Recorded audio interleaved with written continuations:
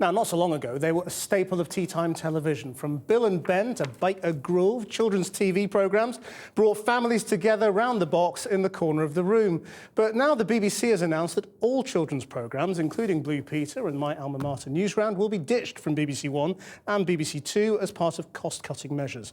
Critics say the moving them to digital channels will threaten their reach and quality, as Porrick O'Brien reports. Jack O'Norrie, Jack O'Norrie. Are you sitting comfortably? Then I'll begin. Jack O'Norrie. Until he was 4 years old, James Henry Trotter had a happy life. Once upon a time, we all had one television, and all of the children in the land watched the same programmes after school. Sometimes, out of the corner of their eye, parents did too. And every so often, something happened around this nation's cultural campfire that made us laugh. Oh, we're having a slight penny down here, a slight problem. Yes, I'll just stand back a little bit. Oh, dear. And sometimes something happened that made us cry. Got some rather bad news, I'm afraid. Vandals broke into the Blue Peter garden and caused rather a lot of damage. If you want to be the best, if you want... Then everything started to change. In 1988, 6 million people would regularly watch record breakers. 10 years later, just 500,000 people did. This man produced it and went on to launch CBBC. The key point was when multi-channel television came to Britain, and children, were at the forefront of taking up, satellite TV. They were known as dish drivers at the time.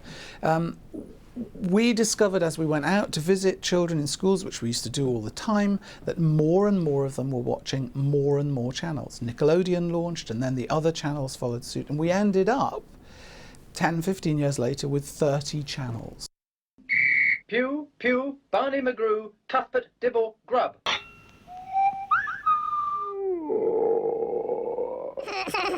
Today, the BBC announced that later this year, children's programmes were moving far, far away, confined to CBBC and CBeebies.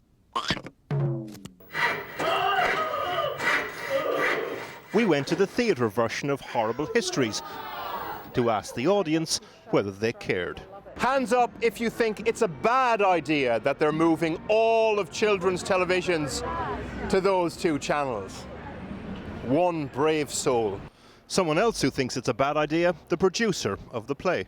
Putting the children's programmes into one bracket is going back to the old days of children seen, not heard, where we're separating children from their families and from adults. In fact, one of the success stories, I think, about Horrible Histories on television has been that families have watched it together. Dads are watching it with their children, which is unusual, but something we should be encouraging. When news broke today that the BBC are moving children's programming off BBC1 and BBC2, Twitter, as is its wont, had an apoplectic fit.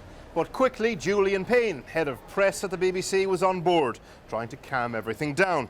He wrote, it's worth noting that children's programming at the BBC has the third largest content budget after BBC1 and BBC2.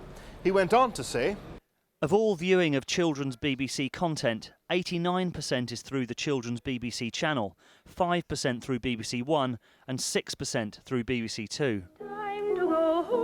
So, the final chapter opens with a tweet. #, they all lived happily ever after. Goodbye.